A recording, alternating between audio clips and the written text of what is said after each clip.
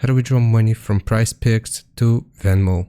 So I'm going to explain how this works so you can request a withdrawal to any bank account, PayPal account, or debit card that you have previously used to deposit funds into your Prizepicks account. So if you have a Venmo card, a Venmo debit card, and if you used it to add money into your Prizepicks account, then you can cash out back into that card. To request a withdrawal, we have to navigate to the menu located in the top left corner of the Prizepicks app. So it should be on the top left.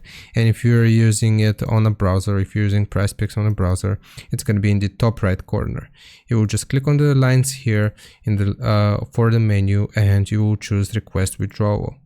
Afterwards, you will just use the Venmo card which you have previously used to add funds into your Prizepicks account, and you can cash out to your Venmo card / Venmo account. So hope this answers your questions. Leave a like and sub, and I'll see you next time.